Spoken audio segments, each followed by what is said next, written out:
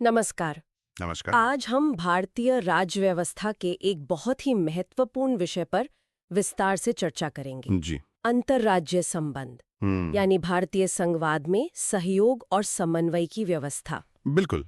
ये एक ऐसा विषय है जो यूपी होमगार्ड्स, कांस्टेबल, यूपीएसआई और एसएससी जैसी सभी परीक्षाओं के लिए बहुत जरूरी है। हाँ, क्योंकि एक संघीय देश की सफलता सिर्फ केंद्र और राज्यों के बीच के संबंधों पर ही नहीं बल्कि राज्यों के आपसी सौहार्द और सहयोग पर भी निर्भर करती है। तो आज की हमारी ये चर्चा इसी व्यवस्था की परतों को खोलेगी। चलिए शुरू करते हैं। तो इस स्लाइड में हम बात करेंगे अंतर्राज्यीय संबंधों के महत्व की। सबसे पहले बिंदु पढ़ लेते हैं। हाँ। पहला, भारतीय संविधान एक संघीय प्रणाली स्थापित करता है जहां केंद्र और राज्यों के बीच शक्तियों का स्पष्ट विभाजन है। दूसरा बिंदु है कि किसी भी संघीय देश की सफलता केंद्र राज्य संबंधों के साथ साथ राज्यों के आपसी संबंधों की सौहार्दपूर्णता पर भी निर्भर करती है। और तीसरा, संविधान में राज्यों के बीच सौहार्द बनाए रखने और विवादों को सुलझाने के लिए 4 व्यवस्थाएं हैं। अंतर्राज्यीय जल विवादों का न्याय निर्णय, अंतर्राज्यीय परिषद द्वारा समन्वयता, सार्वजनिक कानूनों, दस्तावेजों तथा न्यायिक प्रक्रियाओं को पारस्परिक मान्यता और अंतर्राज्यीय व्यापार, वाणिज्य तथा समागम की स्वतंत्रता। तो चलिए अब इन्हें विस्तार से समझते हैं। पहला बिंदु है संघीय प्रणाली। इसका क्या मतलब है? इसका सीधा सा मतलब है कि भारत में शक्ति केवल केंद्र सरकार के पास नहीं है। नहीं। संविधान ने केंद्र और राज्यों के बीच शक्तियों को बांटा है। ठीक है। लेकिन जब इतने सारे राज्य एक साथ काम करते हैं तो उनमें विवाद होना या सहयोग की जरूरत पड़ना ये तो स्वाभाविक है। और यहीं पर दूसरा बिंदु जो राज्यों के आपसी संबंधों की बात करता है वो महत्वपूर्ण हो जाता है। बिल्कुल। अगर राज्य आपस में ही लड़ते रहेंगे तो देश की प्रगति कैसे होगी? वो तो रुक जाएगी। हाँ, और यहाँ जो ये फिगर दिया गया है इसमें भी यही दिखाया गया है कि कैसे संघ केंद्र में है और सभी राज्य न केवल संघ से बल्कि दूसरों से भी जुड़े हुए हैं। ये एक मजबूत नेटवर्क बनाता है। और इसी नेटवर्क को मजबूत बनाने के लिए संविधान ने कुछ व्यवस्थाएं दी हैं, जैसे कि नदियों के पानी को लेकर होने वाले विवादों को सुलझाना, परिषदों के माध्यम से समन्वय बनाना, हाँ, और एक राज्य के कानूनों को दूसरे राज्यों में मान्यता देना और पूरे देश में व्यापार को आसान बनाना। ये सब अंतर्राज्य संबंधों की नींव है। ठीक है, तो अब अगली स्लाइड पर चलते हैं। इस स्लाइड में हम बात करेंगे इस विषय की संवैधानिक पृष्ठभूमि और सरकारीय आयोग की भूमिका की। जी, ये बहुत महत्वपूर्ण है। यहाँ एक टाइमलाइन दिखाई गई है। हमारे संविधान निर्माता जानते थे कि भविष्य में राज्यों के बीच विवाद हो सकते हैं। हाँ, भारत की विविधता को देखते हुए ये तय था। इसी संदर्भ में 1983-88 के बीच सरकारीय आयोग का गठन किया गया। इस आयोग ने केंद्र राज्य संबंधों पर अपनी रिपोर्ट में अंतर्राज्यीय संबंधों को मजबूत करने के लिए कई सिफारिशें की। और आयोग की सबसे महत्वपूर्ण सिफारिश थी संविधान के अनुच्छेद 263 के तहत एक स्थायी अंतर्राज्यीय परिषद की स्थापना। और फिर 1990 में इसी सिफारिश के आधार पर अंतर्राज्यीय परिषद का गठन किया गया, जो एक मील का पत्थर साबित हुआ। यहाँ परीक्षा के लिए 2-3 बातें बहुत महत्वपूर्ण हैं। क्या क्या? पहला, सरकारीय आयोग का संबंध किससे है? जवाब है केंद्र राज्य संबंधों से। दूसरा, अंतर्राज्यीय परिषद की स्थापना किस आयोग की सिफारिश पर हुई? इसका भी जवाब है सरकारी आयोग। और तीसरा तथ्य है अनुच्छेद 263। बिल्कुल, अनुच्छेद 263 जो अंतर्राज्यीय परिषद के गठन से जुड़ा है, और साल 1990 भी याद रखना जरूरी है। चलिए अब अगली स्लाइड पर। इस स्लाइड में हम बात करेंगे अंतर्राज्यीय संबंधों से संबंधित प्रमुख संवैधानिक प्रावधानों की, मतलब संविधान के अनुच्छेदों की। जी, ये सीधे सीधे परीक्षा में पूछे जाते हैं। पहला है जल संबंधी विवाद, अनुच्छेद 262। यह अनुच्छेद संसद को अंतर्राज्यीय नदियों के जल के प्रयोग, वितरण और नियंत्रण से संबंधित किसी विवाद पर न्याय निर्णयन के लिए कानून बनाने की शक्ति देता है। दूसरा है राज्यों के बीच समन्वय, अनुच्छेद 263। यह राष्ट्रपति को केंद्र तथा राज्यों के बीच समन्वय स्थापित करने के लिए एक अंतर्राज्य परिषद के गठन की शक्ति प्रदान करता है। तीसरा है सार्वजनिक अधिनियमों को मान्यता, अनुच्छेद 261। इसका मतलब है पूर्ण विश्वास और साख या फुल फेथ एंड क्रेडिट। मतलब संघ और प्रत्येक राज्य के सार्वजनिक अधिनियमों, अभिलेखों और न्यायिक कार्यवाहियों को पूरे भारत में मान्यता दी जाएगी।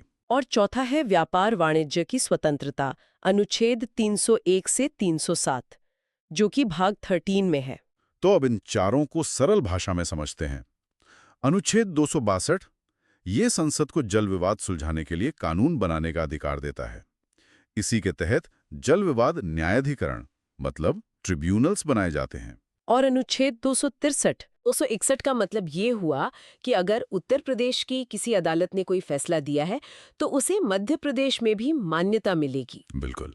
और भाग 13 ये पक्का करता है कि सामान और सेवाओं का पूरे देश में बिना किसी रोक-टोक के आना जाना हो सके।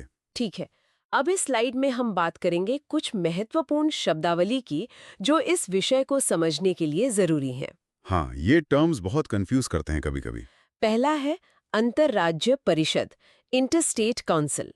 यह एक संवैधानिक निकाय है जिसका गठन अनुच्छेद 263 के तहत होता है। इसका उद्देश्य राज्यों के बीच उत्पन्न विवादों की जांच करना और उन पर सलाह देना है। दूसरा है क्षेत्रीय परिषद, जोनल काउंसिल। यह एक सांविधिक निकाय है जिसका गठन संसद के राज्य पुनर्गठन अधिनियम 1956 द्वारा किया गया है। और इसका उद्देश्य भी राज्यों के बीच सहयोग और समन्वय को बढ़ावा देना है। न्यायाधिकरण यानी वाटर डिस्प्यूट ट्रिब्यूनल, ये एक अर्ध न्यायिक संस्था है जो अनुच्छेद 262 के तहत स्थापित की जाती है और इसका निर्णय अंतिम होता है। यहाँ सबसे महत्वपूर्ण अंतर है संवैधानिक और सांविधिक निकाय के बीच का। हाँ, इसे समझाइए जरा। संवैधानिक निकाय वो है जिसका जिक्र सीधे संविधान में है, जैसे अंतर्राज्य परिषद अनुच्छेद 263 में। और सांविधिक निकाय वो है जिसे संसद कानून बनाकर स्थापित करती है, जैसे क्षेत्रीय परिषदें। जल विवाद न्यायाधिकरण को अर्ध न्यायिक इसलिए कहते हैं क्योंकि इसके पास अदालत जैसी शक्तियां तो होती हैं, पर यह पूरी तरह से एक न्यायालय नहीं है। और इसका निर्णय अंतिम और बाध्यकारी होता है। जी हाँ, और ये परीक्षा का एक बहुत ही महत्वपूर्ण तथ्य है। अगली स्लाइड। इस स्लाइड में हम बात करेंगे परिषदों की संरचना और विशेषताओं की। ठीक है। बाईं ओर है अंतर्राज्य परिषद। इसके अध्यक्ष होते हैं प्रधानमंत्री, सदस्य होते हैं सभी राज्यों के मुख्यमंत्री, विधानसभा वाले केंद्र शासित प्रदेशों के मुख्यमंत्री और प्रशासक। और इसका कार्य सलाहकारी है, मतलब इसकी सिफारिशें बाध्यकारी नहीं होती। अब दाईं ओर है क्षेत्रीय परिषदें। इनकी कुल संख्या 5 है, उत्तरी, मध्य, पूर्वी, पश्चिमी और दक्षिणी, जैसा कि इस फिगर में भारत के नक्शे में दर्शाया गया है। इनके अध्यक्ष होते हैं केंद्रीय गृह मंत्री। ये बहुत बड़ा अंतर है। उपाध्यक्ष कौन होते हैं? उपाध्यक्ष होते हैं सदस्य राज्यों के मुख्यमंत्री, रोटेशन के आधार पर 1 साल के लिए। और यहाँ एक विशेष नोट भी है कि पूर्वोत्तर परिषद का गठन एक अलग अधिनियम, पूर्वोत्तर परिषद अधिनियम 1971 द्वारा किया गया है। हाँ, तो परीक्षा के लिए अध्यक्षों का नाम याद रखना बहुत जरूरी है। अंतर्राज्य परिषद के अध्यक्ष देश के प्रमुख यानी प्रधानमंत्री, और क्षेत्रीय परिषदों के अध्यक्ष केंद्रीय गृह मंत्री। बिल्कुल। और ये भी कि अंतर्राज्य परिषद की सिफारिशें सलाहकारी होती हैं, सरकार उन्हें मानने के लिए बाध्य नहीं है। अब इस स्लाइड में हम कुछ महत्वपूर्ण तालिकाओं के माध्यम से तुलनात्मक अध्ययन करेंगे। ये मैच द फॉलोइंग क्वेश्चंस के लिए बहुत जरूरी है। पहली तालिका है प्रमुख अंतर्राज्यीय जल विवाद न्यायाधिकरण की। इसमें 3 कॉलम है: न्यायाधिकरण का नाम, स्थापना वर्ष और संबंधित राज्य। जैसे कृष्णा जल विवाद न्यायाधिकरण 1969 में बना, जो महाराष्ट्र, कर्नाटक और आंध्र प्रदेश से संबंधित है। और कावेरी जल विवाद न्यायाधिकरण 1990 में बना। इसमें कर्नाटक, केरल, तमिलनाडु और पुदुचेरी हैं। हाँ, और सबसे नया है महानदी जल विवाद न्यायाधिकरण 2018 में बना, जो उड़ीसा और छत्तीसगढ़ से संबंधित है। अब दूसरी तालिका है क्षेत्रीय परिषदों और उनके मुख्यालय की। जी। उत्तरी क्षेत्रीय परिषद का मुख्यालय नई दिल्ली, मध्य का इलाहाबाद यानी अब प्रयागराज, पूर्वी का कोलकाता। अति महत्वपूर्ण तुलना करेंगे अंतर्राज्य परिषद और क्षेत्रीय परिषद के बीच। ये तालिका तो इस पूरे अध्याय का सार है। पहला आधार है संवैधानिक स्थिति।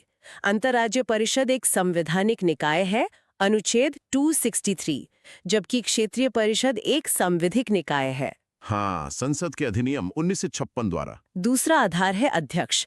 अंतर्राज्य परिषद के अध्यक्ष प्रधानमंत्री हैं, जबकि क्षेत्रीय परिषद के अध्यक्ष केंद्रीय गृह मंत्री हैं। ये दूसरा बड़ा अंतर। तीसरा है कार्यक्षेत्र। अंतर्राज्य परिषद पूरे देश से संबंधित मुद्दों पर काम करती है, जबकि क्षेत्रीय परिषद क्षेत्र विशेष के मुद्दों पर। और चौथा अंतर है गठन। अंतर्राज्य परिषद का गठन राष्ट्रपति द्वारा किया जाता है, जबकि क्षेत्रीय परिषद का गठन संसद द्वारा अधिनियम बनाकर होता है। और आखिरी, प्रकृति। अंतर्राज्य परिषद स्थायी नहीं है, जबकि क्षेत्रीय परिषदें स्थायी निकाय हैं। हाँ, तो संवैधानिक बनाम सांविधिक, प्रधानमंत्री बनाम गृह मंत्री और राष्ट्रपति द्वारा गठन बनाम संसद द्वारा गठन, ये 3 सबसे बड़े अंतर हैं जिन्हें आपको याद रखना ही रखना है। आप कुछ ऐसे तथ्यों पर नजर डालते हैं जो सीधे परीक्षाओं में पूछे गए हैं। इस स्लाइड में हम यही देखेंगे। जी, ये क्विक फैक्ट्स हैं। अंतर्राज्य परिषद की स्थापना राष्ट्रपति करते हैं जब उन्हें यह सार्वजनिक हित में आवश्यक प्रतीत होता है। दूसरा, और ये सबसे ज्यादा महत्वपूर्ण है, जल विवाद न्यायाधिकरण का निर्णय अंतिम और बाध्यकारी होता है।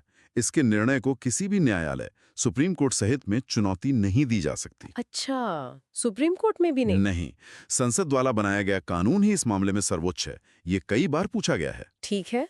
तीसरा तथ्य, अंतर्राज्य परिषद की एक स्थायी समिति भी होती है जिसकी स्थापना 1996 में की गई थी। क्षेत्रीय परिषदें केवल चर्चा करने वाली और सिफारिशें करने वाली सलाहकारी निकाय हैं। इनकी सिफारिशें भी बाध्यकारी नहीं होती। भारतीय संविधान का भाग 13 अनुच्छेद 301 से 307 अंतर्राज्य व्यापार और वाणिज्य से संबंधित है। चलिए अब कुछ वन लाइनर्स और मेमोरी ट्रिक्स देखते हैं जो परीक्षा में याद रखने में मदद करेंगे। हाँ, ये बहुत काम की होती हैं। ट्रिक 1, अध्यक्ष याद रखने के लिए।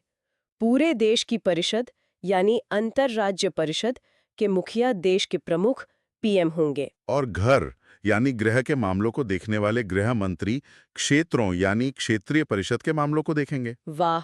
ट्रिक 2, अनुच्छेद याद रखने के लिए। इसे एक कहानी की तरह याद रखें। पहले पानी अनुच्छेद 262 पर विवाद होगा। फिर विवाद सुलझाने के लिए परिषद बैठेगी, अनुच्छेद 263। बहुत बढ़िया, ये तो कभी नहीं भूलेगा। पहले झगड़ा फिर सुलह, 262 263। और 2 महत्वपूर्ण बातें फिर से दोहराते हैं। अंतर्राज्य परिषद संवैधानिक है, जबकि क्षेत्रीय परिषद कानूनी यानी सांविधिक है। तो और जल विवाद पर संसद का कानून सर्वोच्च है, सुप्रीम कोर्ट का अधिकार क्षेत्र नहीं है।